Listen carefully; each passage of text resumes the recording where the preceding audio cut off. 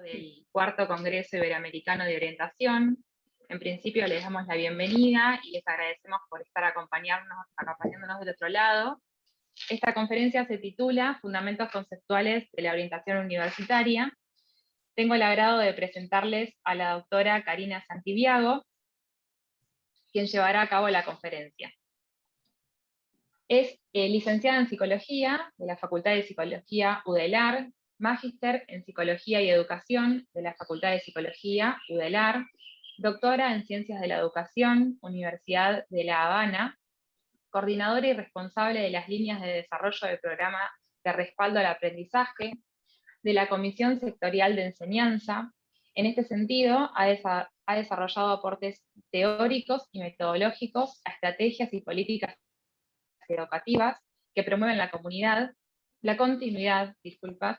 de los distintos niveles del sistema educativo. Coordinación general del Progresa en sus tres líneas, educativa y vocacional, tutorías entre pares, información y apoyo. Integrante del grupo de trabajo, sección de trayectorias educativas de la Comisión UDELAR, representante por UDELAR, Progresa en la Comisión Yo Estudio y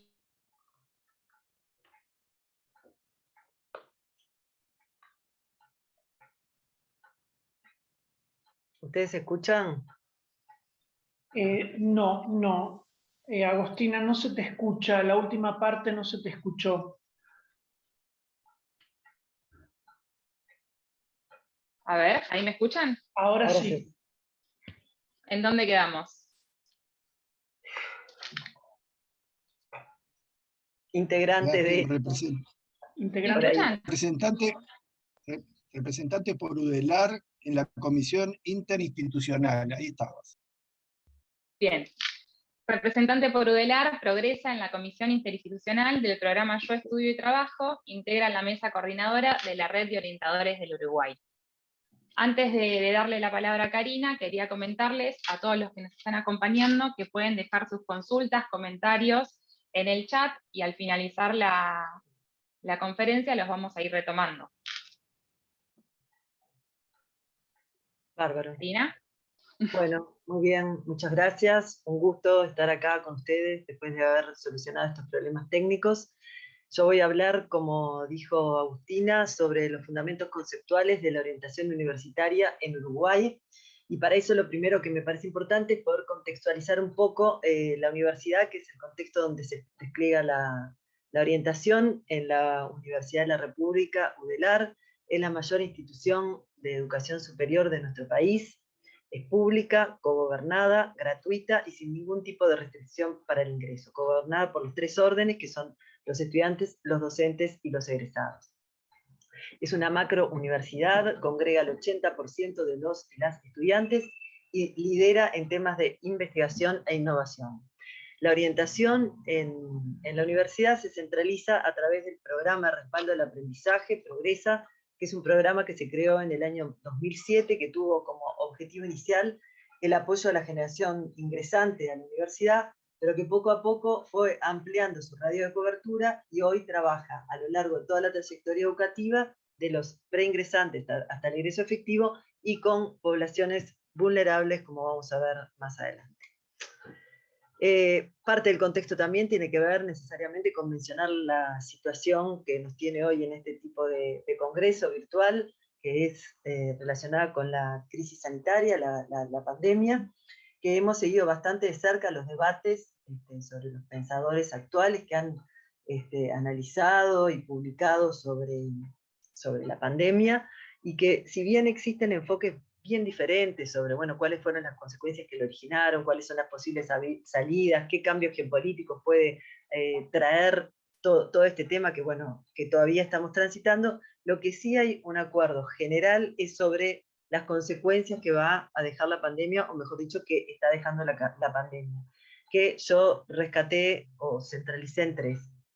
Por un lado, el impacto ambiental, que además muchos consideran que el tema del ambiente tuvo que ver en el desarrollo de la pandemia, el debilitamiento de los sistemas democráticos y el incremento de las desigualdades sociales. Esto del incremento de las desigualdades no solo lo traen estos pensadores y se ha dado en estos ámbitos de debate, sino que ha sido confirmado por muchos organismos, entre ellos la CEPAL, ya en el 2020.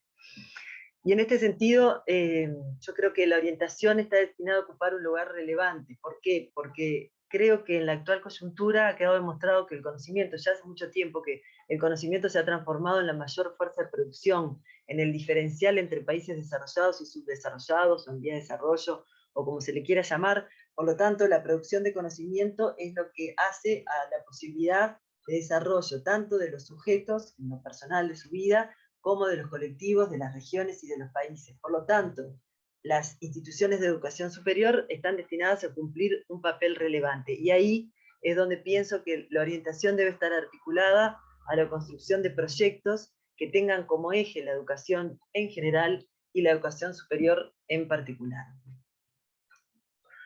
Por lo tanto, dicho esto y enmarcado en este contexto, el objetivo general de la orientación que promovemos en la UDELAR es hacer efectiva la democratización de la educación superior en este entendido que les decía. Han habido cambios importantes en los últimos tiempos, en las últimas décadas, respecto a un incremento sostenido y en alza de la matrícula universitaria, de la cantidad de instituciones universitarias, de las ofertas que se promueven, que vino acompañado de un nutrido contingente de estudiantes que provienen de sectores vulnerables que antes no accedían a la universidad. O sea que no solo se creció cuantitativamente, sino que hubo un crecimiento cualitativo importante con estudiantes que antes no accedían a una institución históricamente creada para las élites. Y eso nos enfrenta, por un lado, a que es un gran logro en términos de democratización, o sea, viene gente que antes no venía, acceden estudiantes provenientes de otros lugares, pero también a un gran desafío que es lo que tiene que ver con el sostener, apoyar, acompañar esas trayectorias para que no suceda lo que está sucediendo, que es grandes contingentes también de desvinculación que además siguen un patrón de clase. Hay muchas investigaciones al respecto, le diría que este es un fenómeno que no es de una universidad, una única universidad ni una única región, sino que es mundial. Y traía como ejemplo de cómo se ha denominado esto a Pinto, que es uno de los investigadores más influyentes en este tema, que nos habla de puerta giratoria, haciendo referencia precisamente a este fenómeno, de así como entran, salen, o Ana María Escurra, que es una investigadora argentina de la Universidad Nacional 3 de Febrero, que para mí lo define magistralmente y lo fundamenta muy bien, habla de inclusión excluyente. Así como los incluimos por mecanismos invisibles, también los excluimos al poco tiempo ingresados. Por lo tanto, creo que la orientación, reitero, ocupa un lugar privilegiado, concebida como campo, a la manera que lo piensa Bourdieu, como la integración de múltiples disciplinas que buscan solución a un problema común, en este caso el que estamos planteando. Y en eso hay un acuerdo bastante general. Lo que hay es vacancia en los dispositivos que trabajan en función de esto. Una de las explicaciones posibles, seguramente no la única, pero creo que tiene su que ver, es que existe hoy un imaginario de la orientación vocacional, o de la orientación educativa, o de la orientación en general, muy ligado a lo tradicional. Y cuando digo tradicional no me refiero a historia pasada, no estoy hablando del modelo actuarial, sino que más bien estoy hablando de historia reciente, a partir de Bojolaski en adelante, que queda instalado que la orientación es para estudiantes, en primer lugar, y más particularmente para estudiantes que están por elegir un bachillerato o una carrera universitaria. Con lo cual, deja por fuera a todo el resto del contingente, sea de estudiantes o no de estudiantes, porque no es solo, como se dice ahí, nosotros impulsamos líneas para que sea accesible no solo a los que pueden y quieren, sino a los que no pueden y no quieren. Y cuando decimos no quieren, lo que nos estamos refiriendo es que es tal el predominio de este imaginario que muchas poblaciones que podrían hacer uso de la orientación ni siquiera se lo plantean como algo posible para ellos. Entonces esto ha planteado el desafío de generar dispositivos que articulen, por un lado, la rigurosidad clínica que requiere cualquier intervención de este tipo, y por otro, la numerosidad y el alcance como forma de romper con esta situación. En función de todo esto, hace años, como les comentaba, sobre todo desde el programa Respaldo del Aprendizaje en el 2007, que venimos trabajando en investigaciones, en extensión sobre esta temática, y hemos construido colectivamente con el equipo, que acá veo a Sofía Ramos, pero debe haber seguramente algún otro integrante, un marco conceptual que para nosotros le da como sentido a la orientación que promovemos, que se sustenta en 6 pilares. El primero es el modelo de responsabilidad institucional, que lo entendemos como la responsabilidad de la institución en generar las condiciones para que todo aquel que esté habilitado y así lo desee, pueda no solo acceder, sino permanecer y egresar de la universidad. O sea, generar las condiciones para el logro de trayectorias educativas completas. Esto pone el foco en la institución y no en el estudiante, porque hasta hace muy poco imperaba el modelo de responsabilidad estudiantil, colocando el déficit de esto en las carencias de los propios estudiantes y no de la institución. Y acá me parece muy interesante el concepto que plantean Caju y Nelson, dos investigadoras australianas que hablan de la interfaz.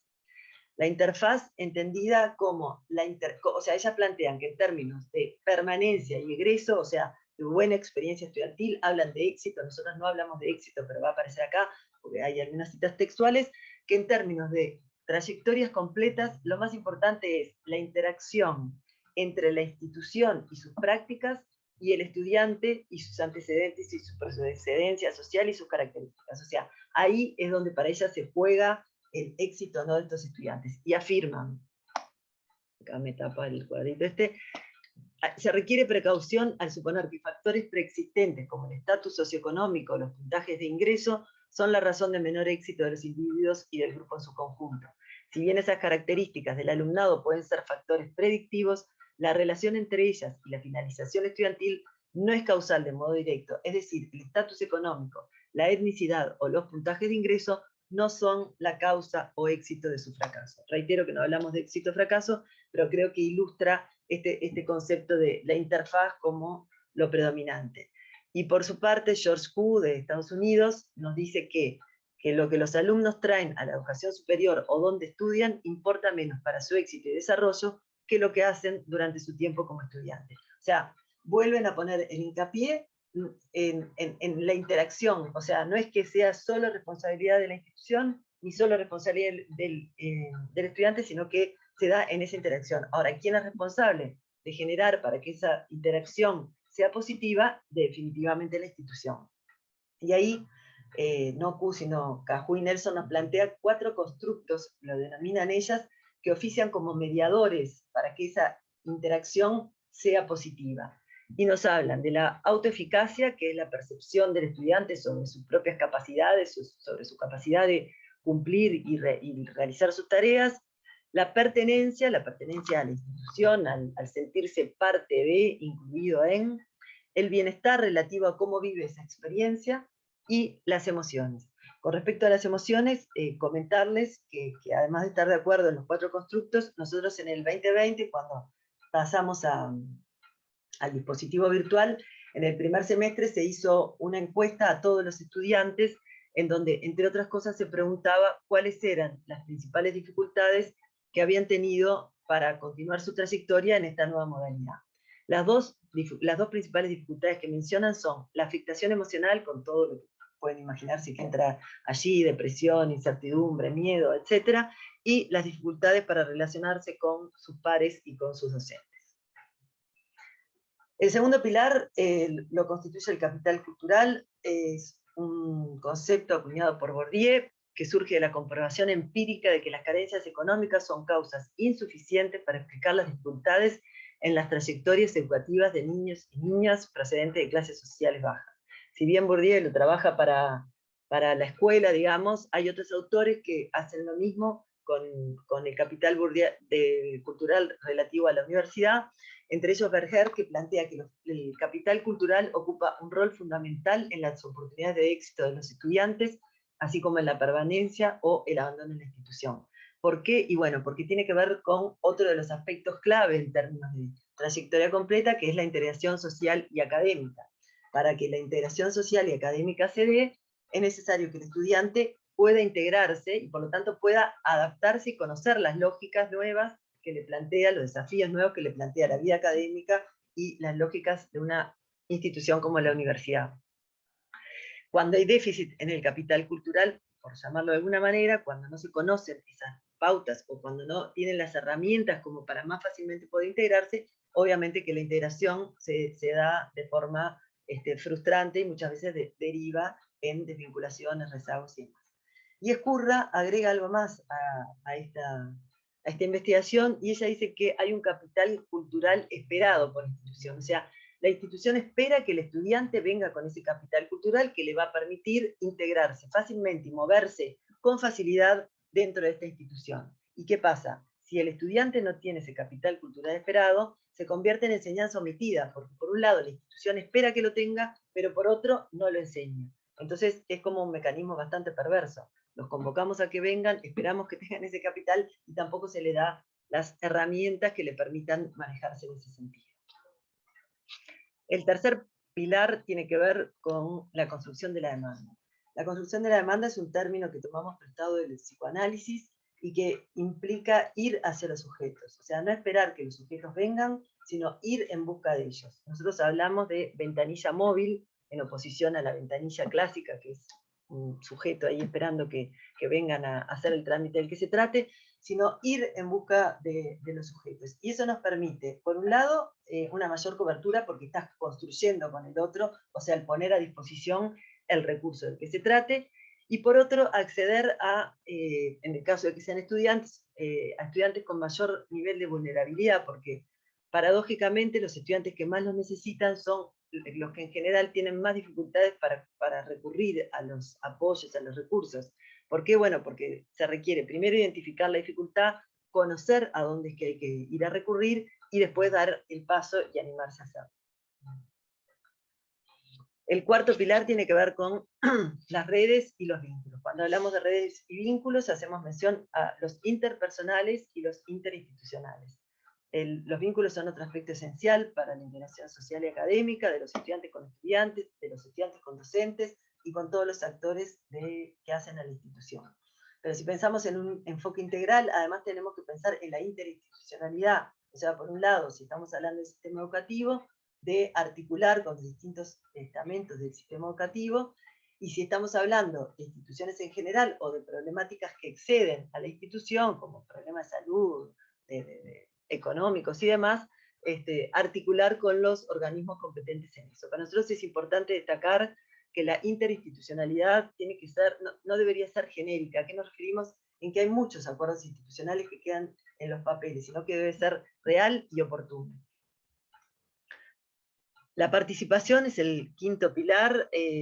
Para nosotros es central el tema de la participación, se denomina de múltiples formas, como compromiso, involucramiento, pero todo refiere a una concepción de enseñanza activa, donde se pone al estudiante como protagonista de su propio proceso de formación. O sea, el estudiante deja de ser beneficiario para pasar a ser protagonista. Acá también hay un amplio consenso entre los investigadores que cuanto más involucrado esté el estudiante, mayores probabilidades de no solo acceder, sino permanecer y egresar bueno, estamos hablando de la universidad, pero de la institución educativa a la que se trate. Y acá volvemos al inicio, nuevamente pensándolo desde el modelo de responsabilidad institucional, es la institución la que debe generar las condiciones para posibilitar y promover la participación. Y en eso también hay acuerdo. Lo difícil es cómo hacer para que los estudiantes participen, cómo hacer para que se involucren. Creo que es una de las grandes interrogantes de todos los educadores. Nosotros queremos tener alguna pista y algún avance con respecto a otros programas que hemos estudiado en 9 países, 19 programas con características similares. Y este avance que queremos tener tiene que ver con esto, con el cómo hacer que los estudiantes se involucren. Para nosotros es fundamental que la orientación, que el apoyo a los estudiantes esté incluido, sea inherente a la función de enseñanza. Por varias razones. La primera, que al no estar incluida en la enseñanza, las acciones quedan en un lugar periférico, como en algo secundario, que es extra horario, extra turno. Además, apuntan a cuestiones específicas, ¿no? O sea, talleres para tal cosa. No estamos diciendo que no sean útiles y que no sean válidos.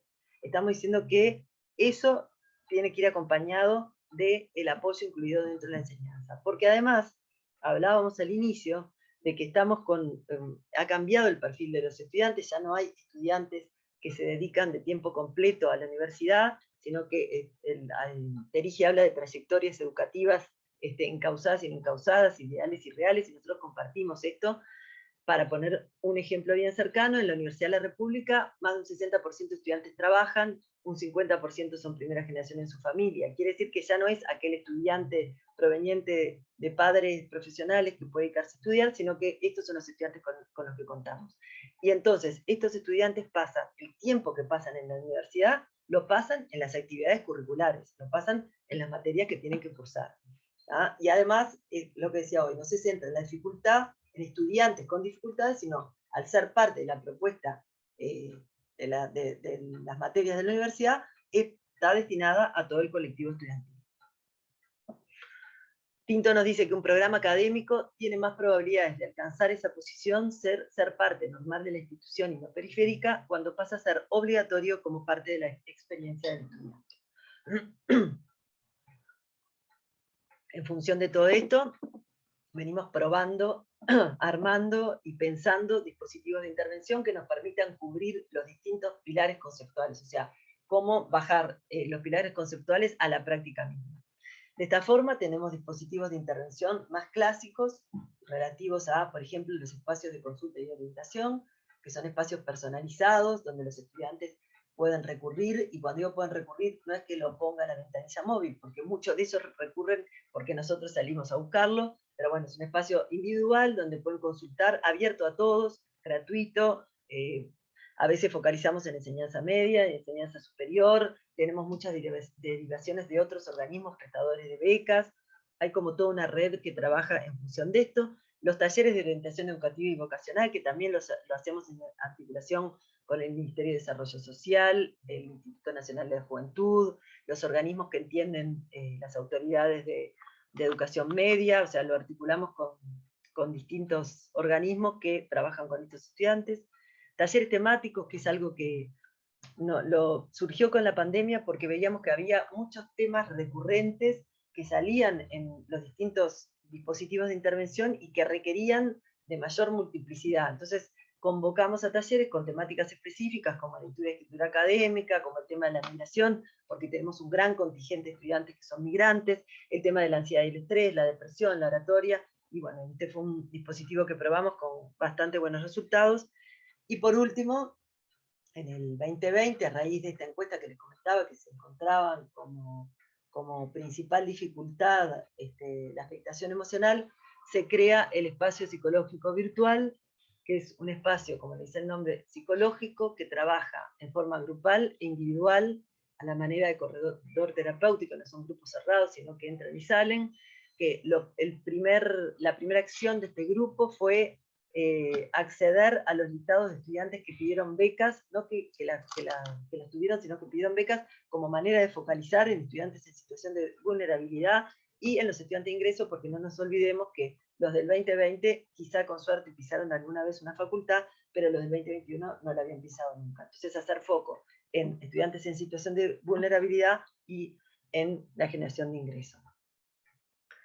Y bueno, y acá lo último que tiene que ver con lo que les decía hoy, para mí es el desarrollo más importante que tenemos, que es incluir los apoyos y la orientación a través de las tutorías entre pares en la función de enseñanza. Nosotros tenemos cursos de tutorías entre pares que son creditizados, o sea, son una materia electiva u optativa para todos los estudiantes de la universidad.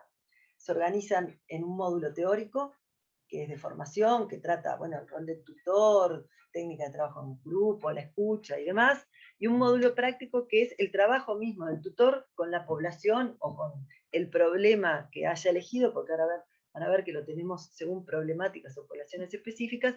El módulo 2 ya es el trabajo mismo, ¿tá? Entonces, empezamos con formación para estudiantes que trabajaban con los que ingresaban, lo ampliamos a formación para estudiantes que trabajan con el preingreso, y hoy tenemos curso de tutoría para trabajar con estudiantes, con personas en situación de discapacidad, en el territorio con distintas organizaciones, desde la perspectiva de género, con migrantes, de promoción de las ciencias y las tecnologías, con personas privadas de libertad, de apoyo a la materia previa cuando se inscriben condicionales con una materia y los ayudamos a salvar esa materia, de lectura y escritura académica, que es otro de los grandes hitos que tiene la universidad, y académico-disciplinares, que eso se trabaja con las cátedras de las que se trate, en general en materias del primer año, que son cuello de botella, que tienen altos índices de repetición o de rezago. Sintetizando, la orientación laurelar es para todos, y en particular para estudiantes y sujetos en situación de vulnerabilidad, ya que, como vimos, los estudiantes intervienen con los privados de libertad, con el territorio, con distintas poblaciones vulnerables, a través de diferentes organizaciones. Mencionamos también estudiantes en situación de discapacidad, entre otros. Esto nos permitió crear dispositivos que forman, por un lado, profesionales que conocen e intervienen con los más vulnerables, comprometidos con la realidad social de nuestro tiempo, y por otro lado, estos mismos estudiantes intervienen con los sujetos que más lo necesitan y que en general, como dijimos al principio, no acceden a estos dispositivos por sí mismos. Bueno, y por acá estaría cerrando. Así. Si hay un Bueno, espacio. muy interesante la conferencia. Vuelvo a decirles que nos quedan unos minutitos. Si quieren comentar algo en el chat, lo pueden hacer o consultar.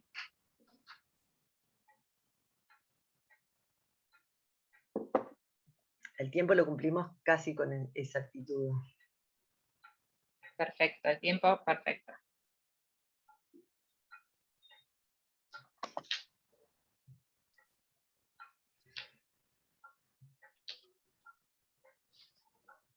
Alicia dice, buenas tardes, sería importante acceder al listado de bibliografía referida, fue muy valiosa la exposición.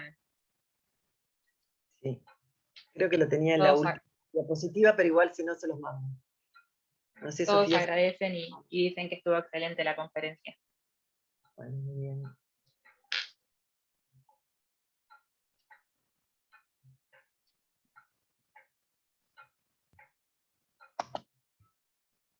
Qué callado.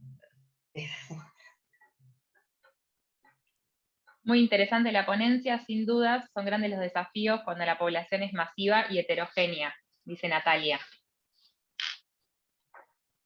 ¿Puedo hacer un comentario? Obvio. Miguel Carvajal, como estoy acá aprovecho para no chatear. Me pareció como muy interesante, Karina, esto del capital cultural esperado. Es algo frecuente. Vemos informes, comentarios, que los estudiantes universitarios llegan a las universidades, les hacen un relevamiento y llegan con dificultades académicas. Qué importante este giro que ustedes les hacen de decir, bueno, pero eso no podemos pensarlo como responsabilidad del ciclo anterior, eso es una responsabilidad nuestra. Si lo identificamos, tenemos que trabajar sobre eso, ¿no? Me parece que es un cambio interesante en esto que tú decías de, bueno, hacernos cargo nosotros de la permanencia y no pensar que es el estudiante el que tiene que tener el peso de tener que permanecer, o si no es un problema de él. Este cambio de enfoque me parece como clave para el trabajo que están haciendo. Sí, totalmente de acuerdo. Creo que hace la diferencia, primero en responsabilizar al estudiante y segundo en hacernos cargo de lo que nos toca. O sea, el estudiante está habilitado. Si llegó a la universidad es porque está habilitado. Por lo tanto, somos nosotros quienes tenemos que generarle las condiciones para que pueda continuar. María dice, muy linda la presentación, reflejó todo el trabajo que hacen desde Progresa hace tiempo.